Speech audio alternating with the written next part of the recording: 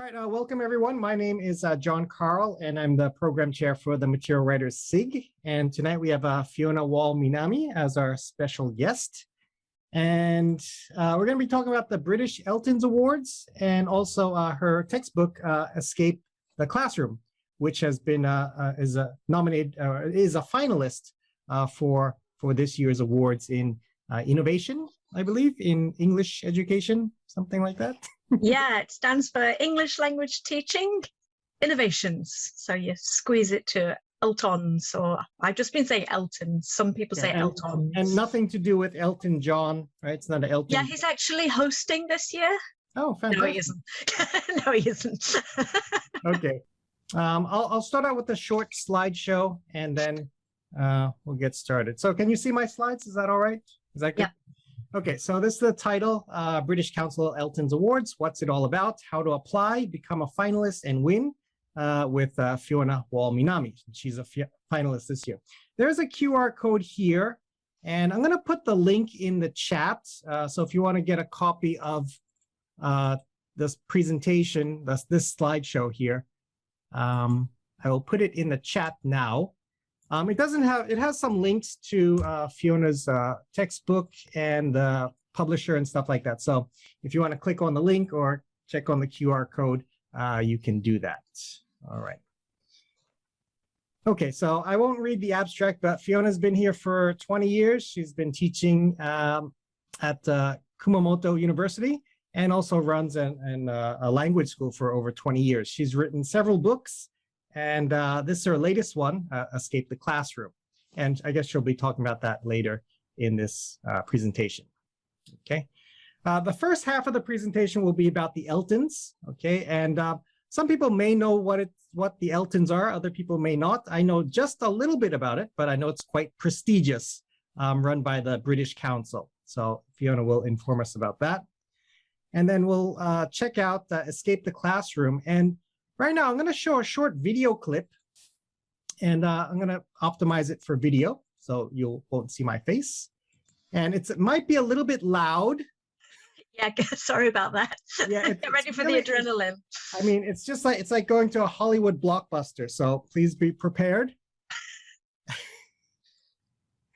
Long if you want. Full screen. Are you ready? Hold your ears. I put the volume quite down, actually. I'll pump it up a little bit. There we go. From the start.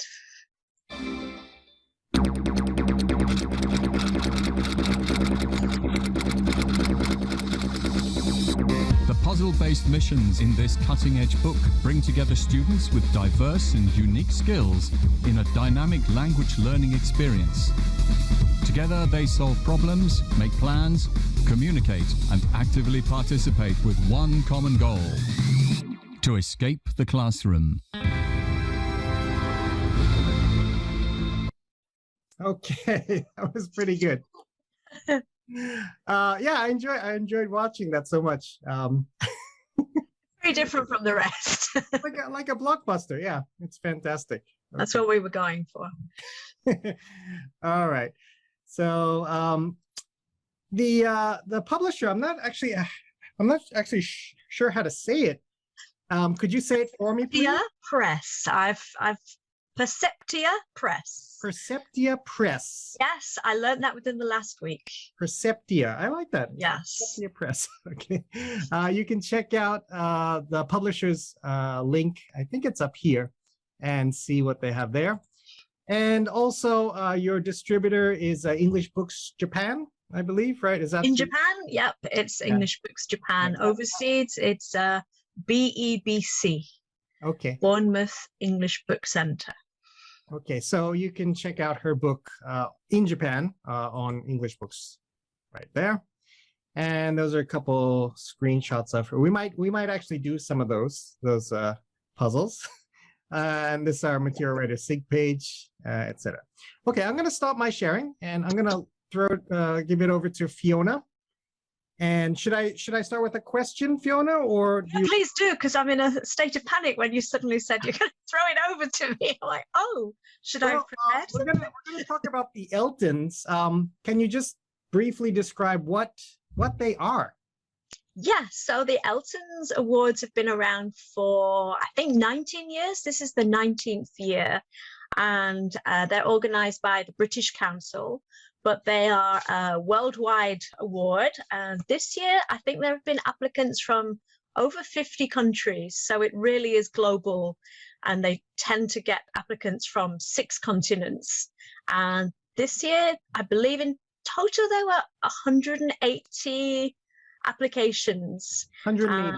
Okay. something like that. Yeah. And every year the process starts at the beginning of the year with a call for innovators to send in their submissions if they think they have a product that's worthy.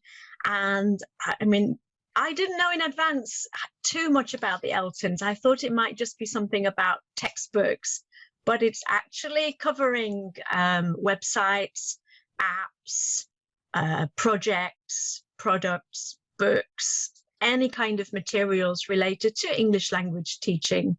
And a panel of judges chooses the winners in 5 categories. Okay. Do you know which categories there are? Yes, so there is digital innovation and learner innovation, learner resources, which is the one I'm nominated in. Also teacher resources, local innovation, which is for local projects, and course innovation for courses. There's also an Outstanding Achievement Award for somebody who's had a career in English language teaching in some form. And they also have special commendations, I think, for inclusion and diversity and something else, I can't remember, environment, sustainability, something like that.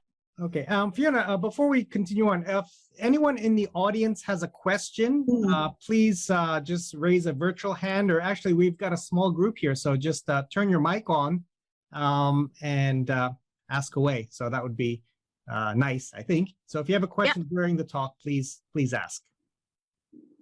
Okay, so Fiona, the prize money is what, $500,000 US? Is that correct? This year, you know, due to the pandemic and such, it's actually 0. But you do get a nice trophy, and mostly I think it's about the recognition and the buzz that comes from having winning or being a finalist. That it just tends to get your name out there. You can put that right on the cover, and that's going to be really exactly. Yeah, I mean, it's worth more than money, obviously. Wish it had money. Okay. So besides the prestige, is there any other aspect as to why this award is important, or how did you find out about it or get interested in applying for the award in the first place? Well, as I said, I didn't really know too much about this award a few years ago, but when I was in the process of bringing this book to publication, my publisher actually looked at a few early pictures of some of the puzzles, and he said, I think we have an ELTons contender on our hands. And I was like, what? And straight away I started Googling, what is this?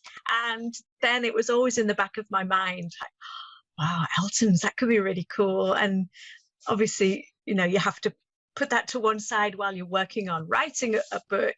But when the book came out at the start of the pandemic and we couldn't have a book launch, we couldn't go to any conferences, there were no book fairs, it really did become like, let's hope for the ELTons. That was it's something that we could aim towards. Yeah, it's great for publicity. So your publisher saw your proposal for the book and thought this was potential material, winning material.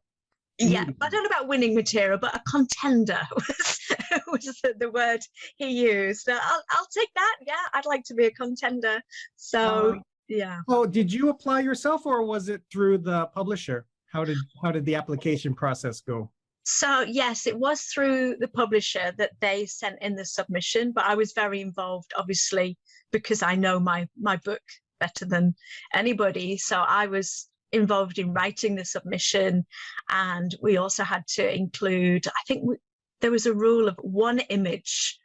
Because of the pandemic, we couldn't actually send in copies of a book, which I guess is to make a level playing field. For example, if somebody has a website, they could share their whole website, Right. which right. wouldn't make it fair for people who couldn't send in their product. So there was a flat rule of each submission has one shot, one picture, one image. Which image did you use? Did you use the cover of the book, or?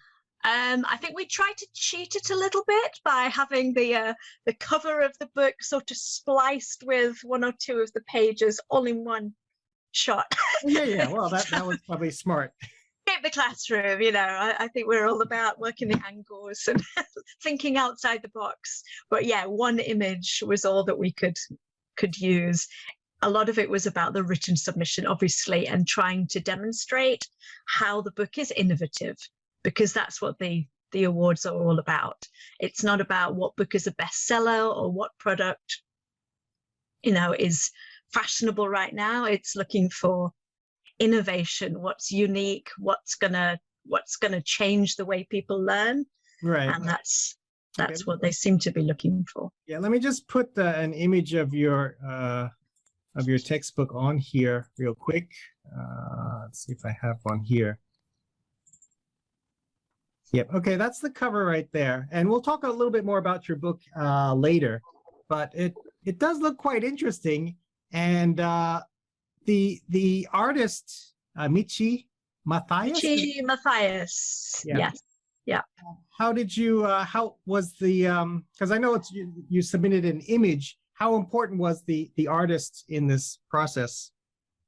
I would say vital. Maybe more important than your average book, because a lot of this is visual puzzles which have to engage the students.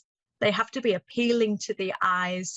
And also we want the book to stand out, to be very different from the usual kinds of textbooks that students might use in class. And we deliberately steered away from too many photographic images, because a lot of them tend to be caught in time. You know, if you use certain pictures like an iPhone or something, it's like, oh well, it soon becomes an ancient relic. And the artist that we went with, her style is slightly steampunk Victorian, a little bit sort of old-fashioned, right, which works in a strange way. It's kind of eccentric, and I think she has a very unique vision, and she seemed to sense exactly what we needed to make the puzzles work as pictures. Right. It looks like she did use a lot of watercolor and sketches. Yeah. Yes. Yeah. She kind of overlays watercolors with like pen and ink. Yeah, so I know nothing about art, but she has very old school. Yeah, you can check her out on YouTube. She's done a lot of interesting things. She writes vegan cookbooks using illustrations. Yeah, she's great. And the cover, a lot of that was her idea, like the manila binder that looks kind of like a spy's file. Sure. And then my name looks like slightly redacted. It doesn't stand out too much. We don't have authors' photos. There's coffee stains. There's like a spy kind of logos, missions, you know. Yeah, it looks actually like a fun book. It's quite different than the standard textbook with just like pretty people on the cover smiling. I don't know what they're doing on the cover, but they look happy. But yeah, and the name was definitely different. So let's get back to the ELTons a little bit. How do we apply? Is it a long process? Is it difficult? Is it painful? Yes, and yes, but don't let that put you off. So, of course, I can only talk about my experience this year, and other years might be different. But this year, the process started in February, when there was a call for applications, and you can go to the British Council's website to find out when that's going to be. I'm sure every year it's around February, but that might change. You can also look at previous applications. And from that period till the deadline in March, you have to put a submission together, written, the one image that I talked about, answer quite a few questions. And that leads to the first stage of judging. Okay. And that goes through till about May. I believe it was in the middle of Golden Week when I got the word that we'd reached the first stage, like a long list, I guess you'd call it. And that's when the applications are cut. So from 180 to who knows? I don't know how many reach that second stage. Then you have a chance to send in a few other things to back up your application. I believe we answered a few more questions. I think we were able to send some files, including pages of the book. I can't remember exactly. My publisher will know the details on that. And then again, it was a waiting period until July. And then we had word that we got through to the final stage. I guess that was the second stage of judging. And before the official announcement is made, you have to keep very quiet, and you're not allowed to tell anybody for about 10 days or 2 weeks, which is very difficult. Oh, okay, so they announce it before the ceremony. So the finalists are announced, the list of the short lists. Oh, I see. Okay. So we received, oh yeah, so nobody knows if they've won or anything. Oh, okay. But you're told that you've made it to the short list. I see. And then about 10 days later, the official announcement is made and the graphics, and you receive a little sort of printout certificate with your name on it and the product's name on it. But during that 10 to 14 day period, you're not allowed to talk about it. And I mean, luckily it was a pandemic. I wasn't meeting so many people anyway. Right. But it's difficult when you're having contact with people who know that you're in the running, and you just, I don't know yet. What would happen if you said something? I think the British Council they have agents everywhere. You've got to be careful. Yeah. Second only to MI5. No, I've no idea. I didn't dare find out. I didn't want to risk it. So then from July until what should have been October is the final stage of judging. And originally the award ceremony was going to be online only in October. And then circumstances changed where they decided to have a hybrid ceremony. So now it's going to be a live award ceremony in London on November the 15th with online participation for people outside the UK like me who can't make it. And we'll be celebrating virtually in the early hours of Tuesday morning. Yeah, I suppose you will be. Well, it'll be exciting. You'll be up for that, I'm sure. Oh, yeah, definitely. Okay, fantastic. Are there any fees involved in the application process? Do you have to shell out any money, or is it a free application? It is free. Okay. Yeah, no, I don't think you can buy the win. No, well, no, no. I'm just saying about the application fee. Is there like? No, there's no application fees. Okay, so free and open to anyone. Oh yeah, as long as you have something. I think the rule is that it has to have been published or launched or brought out within 2 years of your application. I see. So you can't put in a product that you launched 5 years ago and pretend that you've just made it. It has to have come out within a certain period of time. Right. Okay. Well, it sounds like an interesting journey. I hope you get to the finalist and get on top of the podium. That would be great. just finalist. Who's your competition? What are you up against? I mean, because you've got it's a physical textbook. Are there any like web apps or web pages or different types of competitors, I guess? Yeah, so you can actually, where you saw my video on YouTube, you can watch the nominations of that category. There are 7 in the learner resources, and Escape the Classroom is actually the only book in that category, which is surprising to me. But I guess innovation is, books are maybe on the decline. I don't know. That's quite shocking. But there is a drama series from New Zealand that's aimed at language learners. There is a learning application, I believe, that's connected to powerlifting, the Paralympic sport of powerlifting, like some kind of English learning course for referees, powerlifters, coaches, etc. There is a pronunciation course. There's the Oxford University's online dictionary app. There's a video program called Sensations, which uses news broadcasts at various levels. It's a huge and really varied field. I don't know how the judges are able to kind of decide between those, what their preferences are. A huge gamut of different types of... It really is. It's fascinating, actually, because I would never have learned of so many different kinds of English teaching products. So I'm actually looking, into a few of them, following them on Twitter. Great. And we'll be checking out their products in the future. I know. Well, we did play the video. Can you tell us a little bit about? Were you asked to make a video, or is that just a promotional video for the book?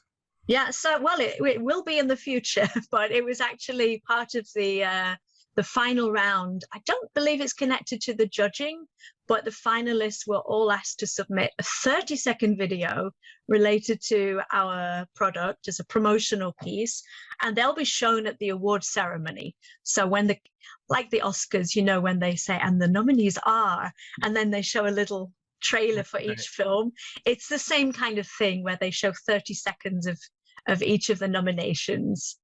And yeah, 30 seconds is not a lot of time. And some products obviously had their writer or producer or main person just talking for 30 seconds.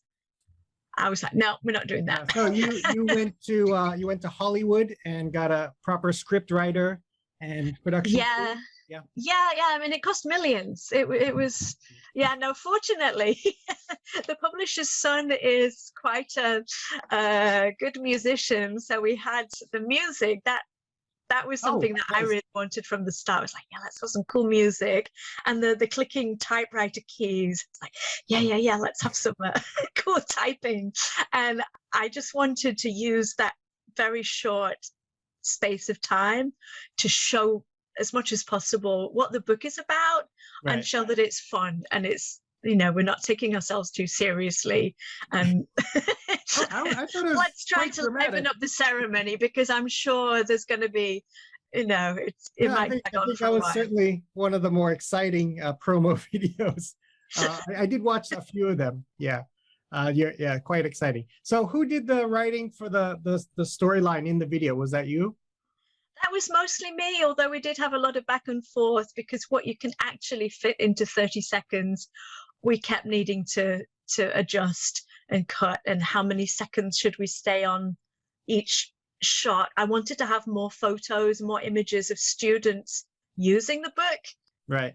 It's been online for a very long time now. So that was photos? A friend who was able to send some pictures.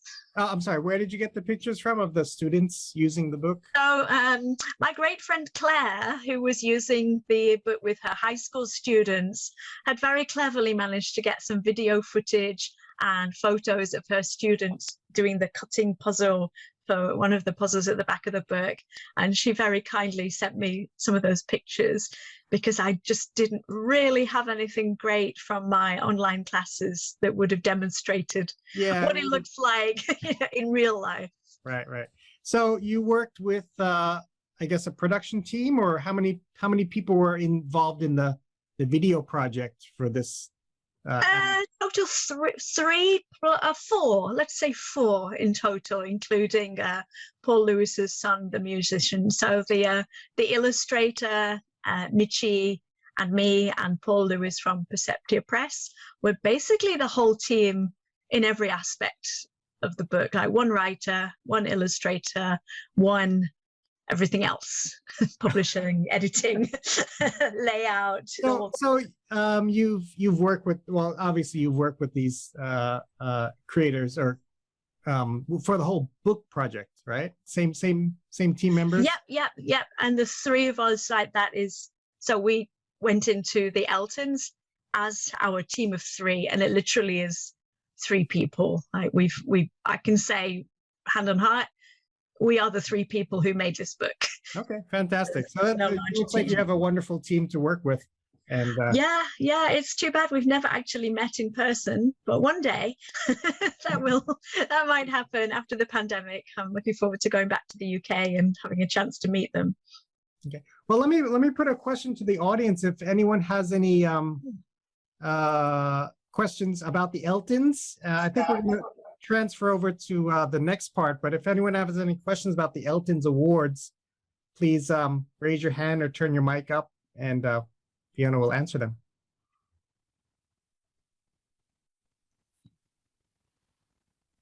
I lost my view. I don't have a question about the ELTon Awards, rather about the development of the book. Is that okay? Yeah, go ahead. Yeah, I mean, it's such an unusual book on the, in the ELT market. And so you ran like kind of drafts the books of the books, in classes with the students, and did you refine it and what have you from feedback from the students? Yeah, so I did have a very good class of at Kumamoto University. They have a special course called Global. Oh, the name has changed a few times. Global learners or global students who are kind of high achieving, have excellent levels of English. And I was very fortunate to be able to teach those students 1 year before the book was published. But as I was in the latter stages of writing it, and they were super into it, and I think with that was all face to face as far as I can remember back in those days before the pandemic. And it got to the point where they started writing puzzles before I entered the room, that they'd like start writing things on the whiteboard and making puzzles for me, and they got really into it. And they were a really keen audience, which made me realize I was on the right track. If you've got motivated students, obviously they are higher level English learners. The language isn't a problem for them.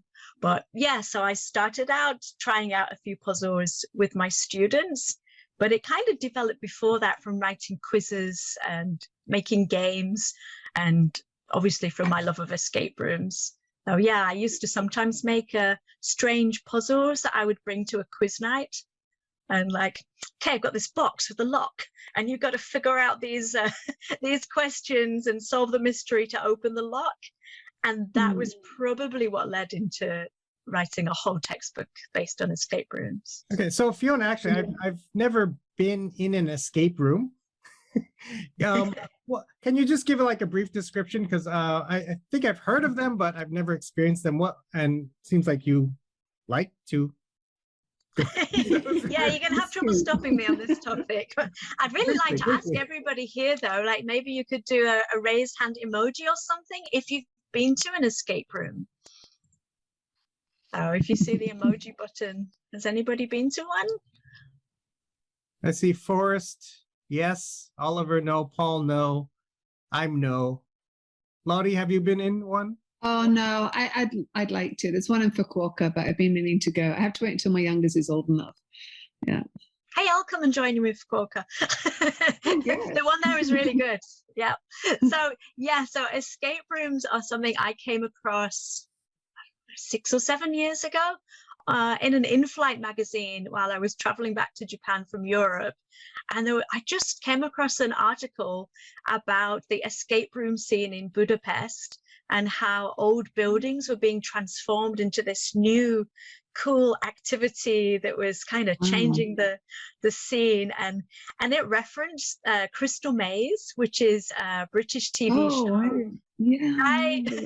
It's very familiar to people who were around in the 90s.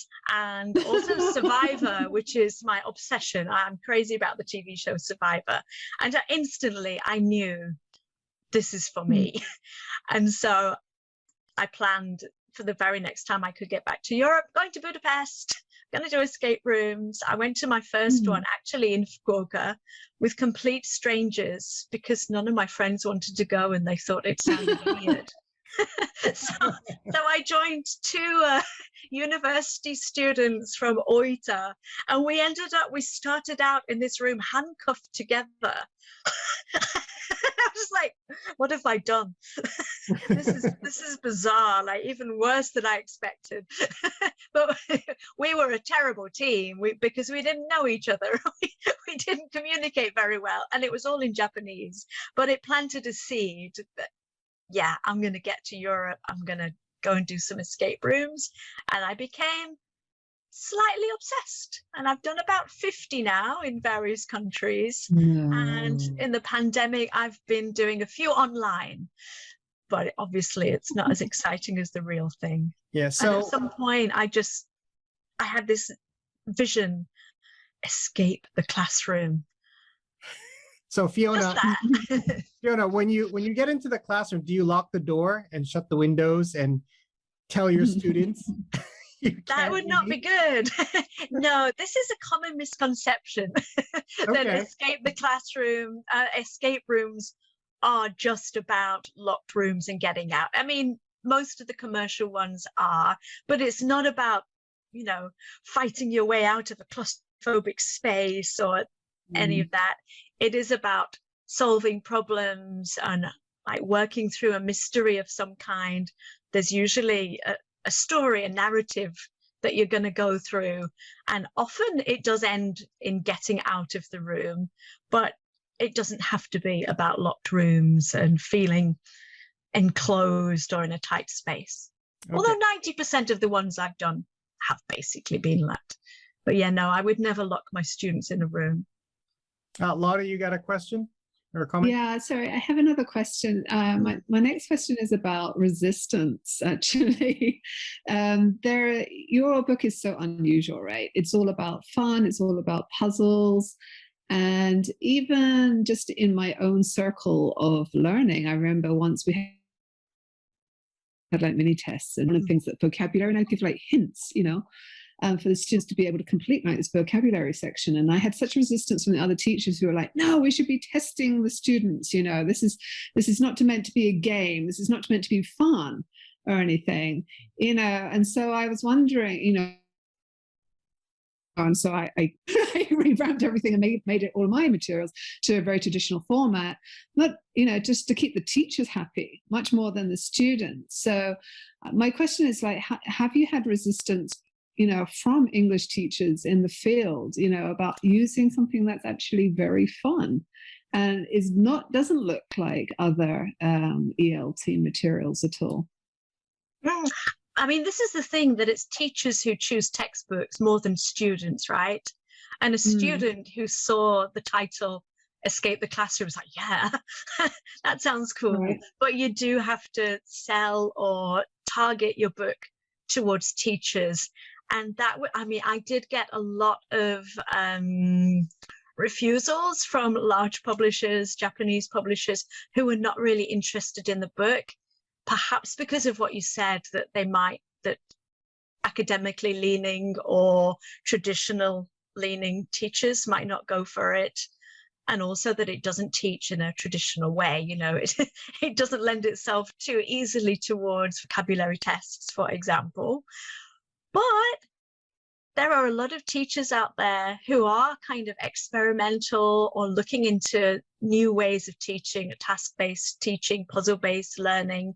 They might teach elective courses where they have a lot more freedom to choose what they're doing in the classroom. They might have special kinds of students, for example, engineers, science students. They really seem to go for this because it is challenging to think in different ways and use skills that they might not just have the English skills, but they have the skills to solve puzzles and figure out ways to do things. So I think teachers could be persuaded to give it a try. But you're right, a lot of people would just look at this book and be like, no, that's okay. It's fine. There are lots of books that suit everybody. Yeah. So who is the target audience? I mean, in terms of language level, do you have a certain range or? Yeah. I mean, I teach at Kumamoto University, which does tend to have quite high level learners.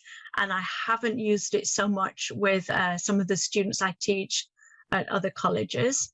However, I've also used it with high school students and with my adult learners who are super into these kind of things because it's very different from the way they've learned English in the past.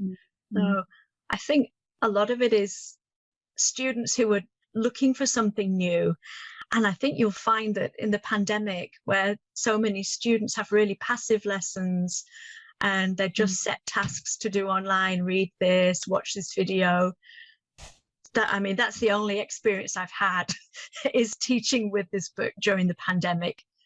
They've maybe been more engaged even than they might have been in normal times, because there's some like hands-on, like craft sort of, scissors, and you got to cut out things and manipulate things. Yeah, and it's also a unique chance for people to make friends, which is kind of undervalued, I think. But the experience that students have when they actually get to talk with other people about weird subjects, like, oh, if you were in the zombie apocalypse, what would you do?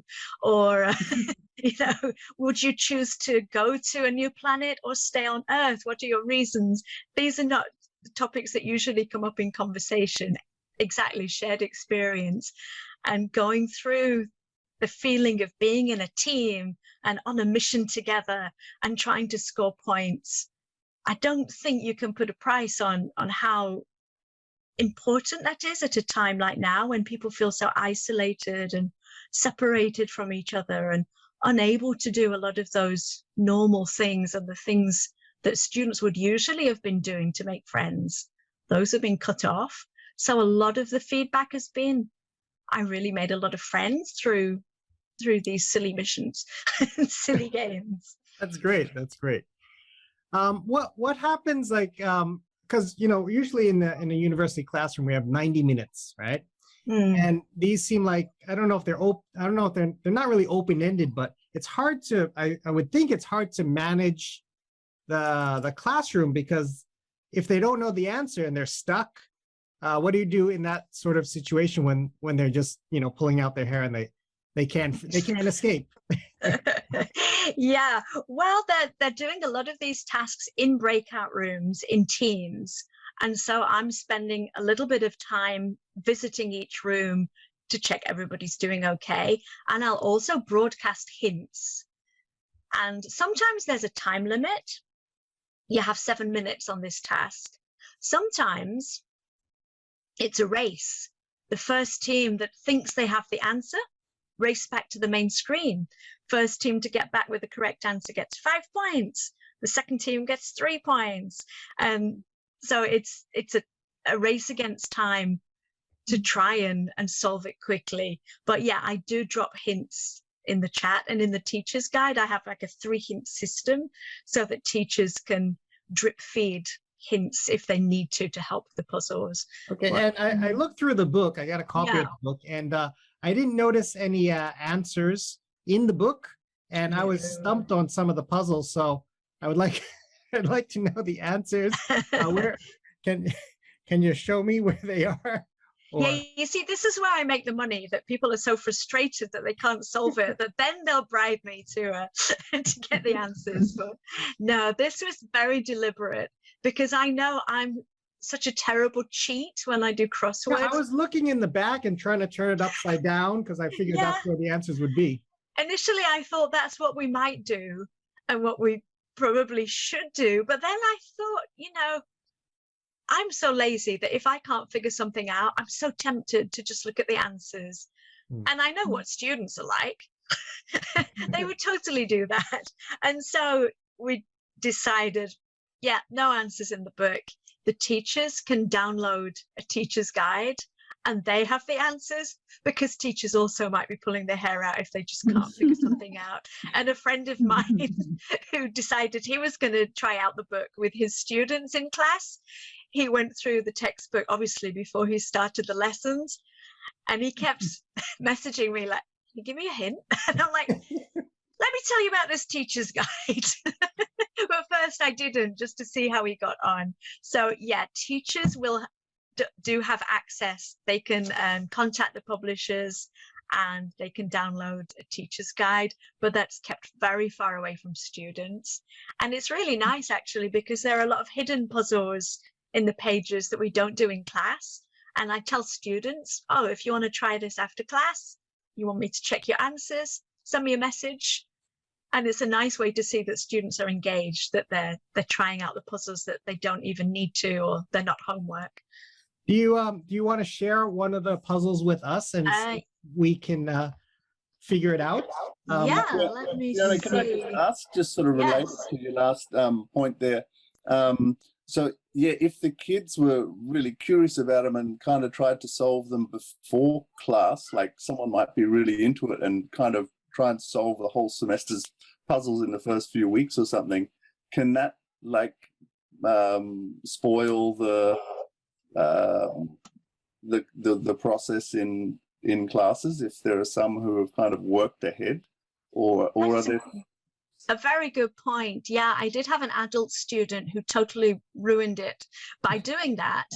And she was just so fast. I was like, how is she doing it so fast? And then I realized that she'd basically gone through the whole book because she was super keen. My students are not that keen. They are pretty lazy. But one way to work around that is maybe to jump around. You don't have to take the units in order. And then maybe just before the class, when I send the Zoom link or the information for the class, next week we're doing mission 7. Next week is mission 13 or something. But I haven't experienced that so far. And I think the students that have had a couple of lessons, they see for themselves it is more fun if they're doing it live, real life. And there's a fact file at the back of the book. So students who are keen to do something out of class, there are extra things. I try to persuade them more on the side of reviewing after class. So if you were interested in the topic of Enigma, for example, and Bletchley Park, go do some research, watch Imitation Game, find out more about something after class, rather than previewing for the next one. Yeah, I guess in the first session, you can very strongly urge that they don't do that. And yeah, I haven't needed to, but maybe that's because the idea of doing extra work is anathema to a lot of people. So it hasn't come up yet. But yeah, good point. But definitely that's something that I should probably think about in future. I guess you could have some kind of key information or something that only the teacher has that they could provide when you actually get up to a certain unit to kind of prevent that if it was an issue. Yes, yeah. I mean, the pages are not so like intimidating, like sometimes you see a lot of words on a page and you're just like, oh, that looks like a lot. Although I was showing this page in the share screen now, you might think otherwise. But yeah, I think probably students maybe just look through and like, oh, that looks cool. I'm looking forward to that page. But yeah, I don't think they've been doing too much extra work. So yeah, this is one of the puzzles that I just did this last week in Mission 4 Alien. And I don't know if I can enlarge it. It's a little bit small. Can you see that on your screen? So it says, find the 13 space-related words and a famous quotation about the moon hidden in the black hole.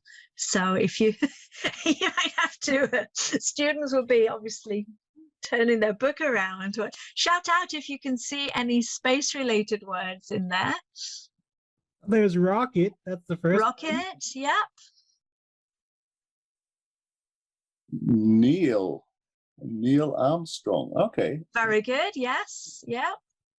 Galaxy from Sachiko. Planet from Sachiko. She's one of those keen students who just like answers. Pick me. Shooting star. There's a lot. Yeah. Comet from Paul Bird. Very good. Yeah. Small moon. That's from Star Wars. Small moon. Well, maybe moon. Small moon. No, that's Star Wars. Okay, well, but if, in this case, it is not. It's just that's moon. Not a moon. Lottie's turning her computer around to. Yeah, if only you're on a tablet. I don't want to move my laptop. There's a satellite. I'm on my laptop. Yeah. Oh. It's going to look really weird on YouTube when we're all doing that. I can see man shootings. Right. So if you first find the 13 space-related words, starting from the outside, so it looks like that, constellation, one, galaxy, and then you're going to separate them. So the space words, take those out, And then you get the quotation from Neil Armstrong. Does anybody want to shout it out? Oh, it must be the step quotation. Yeah, that's the one. Yep, that's one small step for man. And I'm going upside down. Yeah.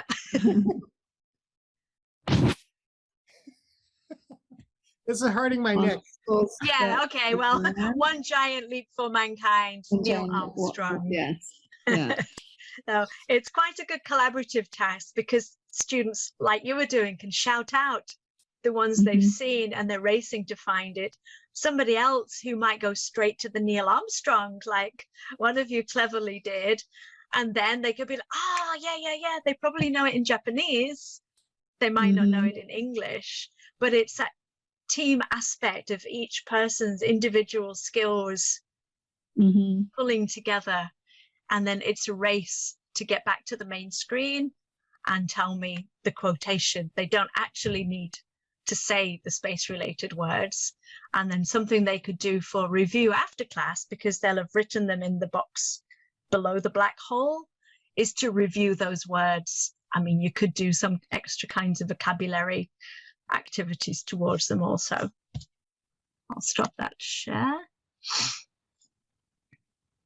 So that's one. Do we have time to show another one? Or yeah, I think so. questions? We've got a few more minutes. I think that's okay for everybody. Actually, I was just going to ask you a quick question. Is a lot of textbooks, they follow the same pattern, right? This one, you've got a different puzzle on every single page. How did you come up with all of these? Or it just seems like a really difficult and creative, actually very, very creative way to put out content for students. Right, so I mean, it does look bizarre and strange, but there is actually a structure which is the same in each mission, which you might have noticed.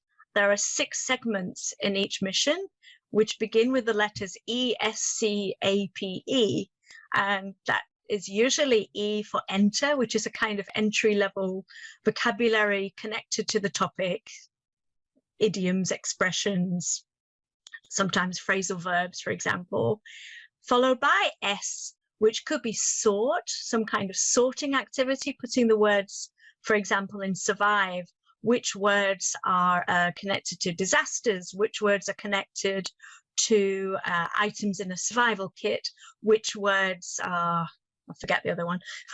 So sorting. It could be a survey where somebody has to ask the people in their group questions. So S. Then C is usually a communication activity, which is not a puzzle, not a game, not for points.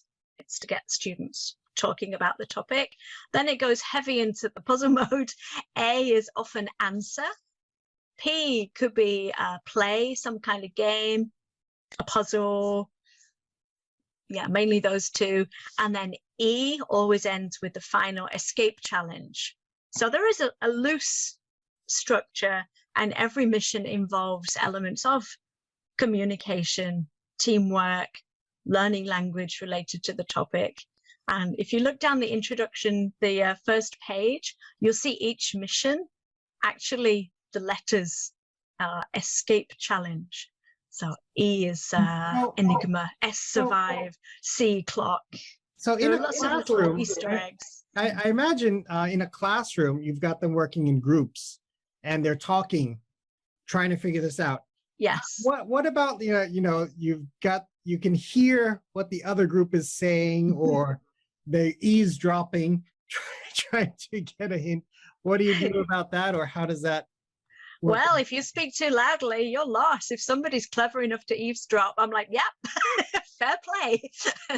So again, it's something students learn as they go along, like, the excitement when you've got something and you just shout it out.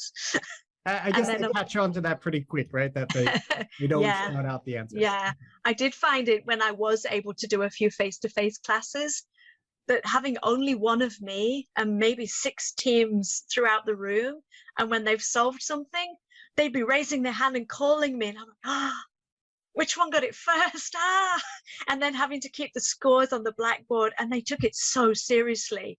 And I'm not very good with math. So they'll be like, you gave 8 points to them and we should have had 9. And they're like, they're really into this, or they wouldn't care. Right. It keeps me on my toes. Well, I think we have time for maybe one more if it's not Yeah. too taxing on our brains. Yeah. Let's find a not so tough. Do I have any less taxing ones? Let's See, one see. have that teacher level ability one. Yeah, we don't have the answer key, so we're Let's see. Oh, I can just show you through the first few pages. Oh, it's maybe a little bit difficult to zoom in on this one. Okay, a word puzzle. If you look on the left side, can you see the word enigma? Mhm. Yeah. And this is a word puzzle where you have to use the 6 letters in Enigma, Enigma, to make larger and smaller words. So, for example, take away 1 letter, can you make a 5-letter word? Take away another letter, can you make a 4-letter word? Add a letter to make 7, 8, 9, 10-letter words. So if we start at the bottom, say a 1-letter word using any of the letters in Enigma, shout it out, send it in the chat if you prefer. Okay, I'm being the annoying, diligent student. Yes, I So- like that, student. One word, one letter would be ah. Yeah, or Letter. I. Okay, yep, that's an easy one. 1 point to you, but I'm not keeping score. 2 letters. A-N, N. Yep, yeah, there are so many for 2. Me, All right. etc. 3 letters. Man. Yep, that works. Man, aim, A-I-M. Ah, good one. Yep, 4 letters. Game. Lati wrote main. Yeah. Good one. I know some of you are thinking ahead now. You're just keeping quiet on the easy rounds, and then you're going to jump in at 9 and be like, oh, Game. I think game, this is very good. Yeah. This is fun. Oh, Fiona, we have to use only those letters. For now, you're using only these letters. Yeah. But Yeah. when So it gets longer, we can throw in any letter. you have to use all 6 plus That's something. an extra. Yes. Yeah. So if you had game for 4, you could also have name, main, All right, we need a 5-letter. 5. letters. Yeah. Anime. Anime, excellent Oh, one. good one. Yes, very good. Oh, nice. Anything else?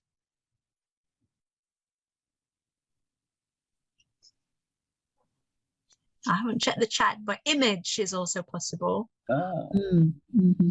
So 7 letters using Enigma plus 1 extra letter.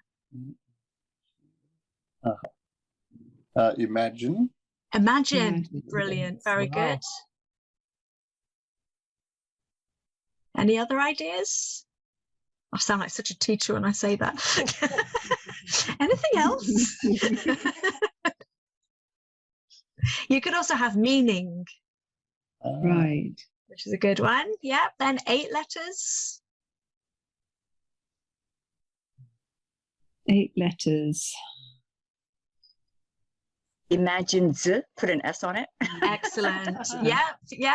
That works. Or a D. Or a D. Yep. Meanings also. Let me just check. I always have to revert to my notes. I think, what was the other one you could have? Just a moment.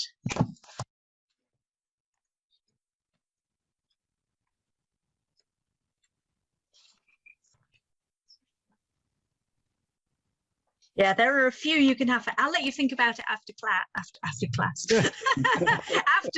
After the session. Did anybody get one for 9 or 10? What's imagining? Can we? I don't know how many letters that is, but You'd lose the E if you did that. right. Okay. Yeah. Yeah, you could. A lot of ing ones work though, like dreaming, screaming, and some students have come up with words I never found, like magnitude, magnesium. What about gamine? Gamin. Whoa. But that's 6, right? 6, right? Yeah, you've already got a 6, but excellent. So you don't need the 6 because that's in the middle. Right. What Yeah, do so you word know? puzzles. Oops, excuse my It's 9 o'clock now. yes. I Yes, think it's my actually alarm Forrest just- has to go. So Forrest, if you need to scoot, that's great. I mean, that's fine. Thank you for I'm your help. okay for a few more minutes. That's fine. Okay. I'm okay. Yeah. So Fiona, are you going to give us the answer for 9? Oh, yeah. So for 9, you could have had, just a moment, 9. There was magnesium, I think is 9. Is that 9? Yeah. You could also have marketing, magazines. There are lots. The higher up you go, the more. Macadamia. I think you might miss the G there. And a few Okay, others. sorry. Yeah, I can't see the textbook. That's I see it. It's stopped too the small on my share, screen. but Yeah. if you just write the word Enigma in the center of a page, you could do that one yourself. I see. Okay. Yeah, Okay, send me your so- answers later. Fiona, when they've solved that puzzle, that's they go into the next stage. Is that correct? Or is that Yes, or is there yes. a hint within that puzzle that you kind of string together for the whole unit? Is there's something that strings everything? That particular unit, it is all connected to the Enigma codes. So initially, they don't actually know what Enigma really means, and there's a multiple choice question about the meaning of Enigma. Is it a migraine caused by thinking too much? Is it various options? And then it leads towards reading about the history of Bletchley Park and the breaking of the Enigma codes in World War II. And they each have a separate piece of information that they cut out, and then they have to memorize or share what they can remember within a time limit. And then I make this big dramatic thing like, the Gestapo are coming, destroy your papers. And suddenly they have to like rip up the papers and swallow them. I hope that wasn't important. It's really funny in an online class. And all these like previously very nervous students, suddenly they start tearing the papers and throwing them around the room, and some of them really get into it. And then we leave that, do something else, and then 30 minutes later there's a quiz where they have to recall the information they've memorized. And then the answers form part of a code, and if they have each digit correct, they would break out of their cell. Okay, fantastic. I can just imagine the parents wondering what they're doing in your classroom when they're sitting there. Yeah. One of them took a photo of his screen and made it his Zoom background picture of just these papers scattered everywhere. Yeah, Right, it was fantastic. fun. All right, I think we're going to wrap it up here. Thank you all for coming, and we will put this on YouTube somewhere, either on JALT or through the Material Writer SIG. And if everyone could unmute themselves and give Fiona a big round of applause, that would be great. Thanks so much, Fiona. Thanks, Fiona. Thank That's you. fantastic. Thanks everybody Yeah, for can't wait joining. to, Thank Thank you so you. much. And please let us know when you win. When or if. Let's let's keep that one flexible. Yeah, so November the 15th, and you can register to actually take part if you're able to stay up in the early hours of the morning. It's also going to stream live over Facebook, and I think the whole award ceremony will also be on YouTube afterwards too. Okay, fantastic. Thanks so much. And thank you for everybody for coming tonight. We really appreciate it.